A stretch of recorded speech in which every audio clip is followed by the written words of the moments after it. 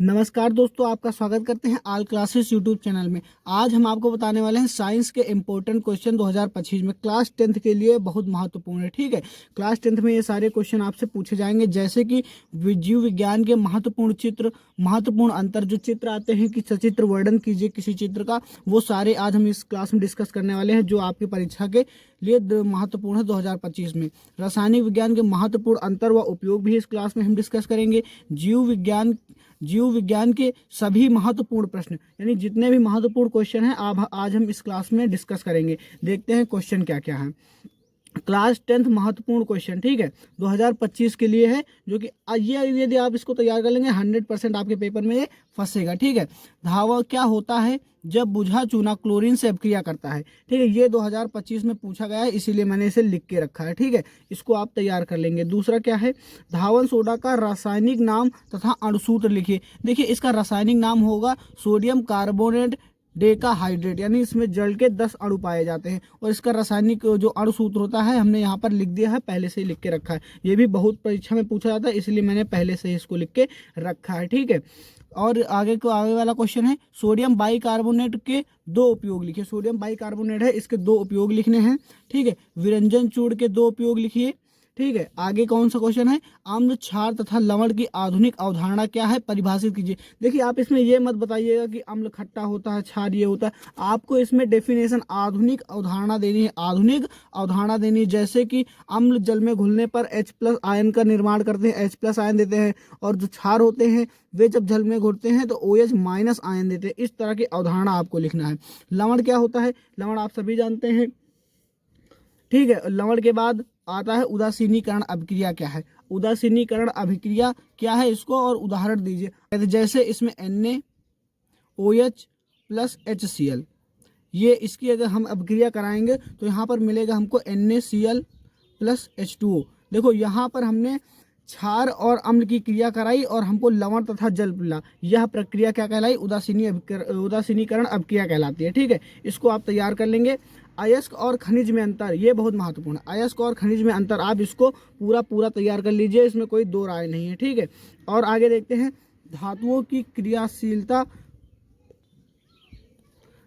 क्रियाशीलता, इसमें विद्युत रासायनिक श्रेणी क्या है, सबसे अधिक व सबसे कम क्रियाशील धातु का नाम लिखिए। ठीक है, ये बहुत महत्वपूर्ण है, इससे क्वेश्चन फंसेगा ही फंसेगा, इसमें कोई दो राय नहीं है। आप इसको पूरा तैयार कर लीजिएगा। आगे देखते हैं क्वेश्चन, योगात्मक अभिक्रिया की परिभाषा एवं उदाहरण दीजिए। देखो, योगात्मक अभिक्रिया क्या होती है, जब दो तत्व आपस में संयोग करके किसी एक तत्व का निर्माण करते हैं। इसमें सबसे योगात्मक अभिक्रिया बहुत महत्वपूर्ण है। आप इसको, इसमें सबसे महत्वपूर्ण, आपको सबसे सरल जो है हम आपको रिएक्शन बताए दे रहे हैं। इसमें आप लिख दीजिएगा, सोडियम + क्लोरीन के मिलने से NaCl का निर्माण होता है। ठीक है, ये आप लिख दीजिएगा, आपको पूरे नंबर मिल जाएंगे, कोई दो राय नहीं है, सबसे सरल है। और यदि आपको कोई अच्छी आती है आप इससे भी अच्छी लिख सकते हैं, हमने तो आपको सिर्फ गैस किया है, मतलब बता दिया है।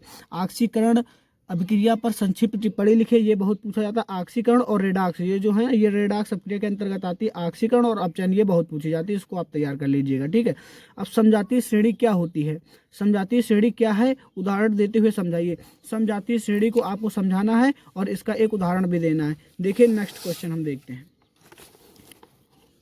बहुत पूछा जाता है, संतृप्त असंतृप्त हाइड्रोकार्बन क्या है, उदाहरण देकर समझाइए। संतृप्त हाइड्रोकार्बन किन्हें कहते हैं, असंतृप्त कहते हैं। देखो, संतृप्त में आते हैं एल्केन और असंतृप्त में आते हैं एल्कीन और एल्काइन। ठीक है, आप इसको ध्यान में रखिएगा और आप इसका क्वेश्चन का आंसर सही से दे दीजिएगा। दूसरा आता है एस्टरीकरण पर संक्षिप्त टिप्पणी कीजिए। एस्टरीकरण प्रक्रिया क्या होती है, इसको आपको देना है और उदाहरण भी आपको दे देना, आपको पूरे नंबर मिल जाएंगे। टिप्पणी 2 नंबर की आती है, परंतु टिप्पणी बहुत पूछी जाती है। हम नए पैटर्न में क्वेश्चन बनने लगे हैं तो टिप्पणी जरूर पूछी जाती है। ठीक है, आगे हमारा क्वेश्चन है, दहन, श्वसन और दहन में अंतर। श्वसन और दहन में अंतर बहुत इंपॉर्टेंट है, ये भी पूछा जाता है। हमने यहाँ पर चुन के आपके लिए क्वेश्चन रखे हैं। ठीक है, उसके बाद रुधिर तथा लसिका में अंतर, ये भी बहुत पूछा जाता है।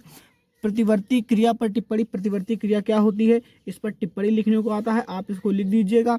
ठीक है, उसके बाद आते हैं मुकुलन क्या है, मुकुलन को समझाइए। देखिए, जब कोई पादप होता है, जैसे मान लीजिए ये कोई पादप है, इससे यहाँ पर कोई मुकुल बनेगा और यह धीरे धीरे इस पादप शरीर से अलग हो जाएगा और यह नए जीव के रूप में निर्मित हो जाएगा। पुनः इसी तरह एक यहाँ से मुकुल बनेगा और दूसरा यहाँ से अलग हो जाएगा, उसके बाद यह पूरा इसी के तरीके का बन जाएगा, तो यह प्रक्रिया मुकुलन कहलाती है।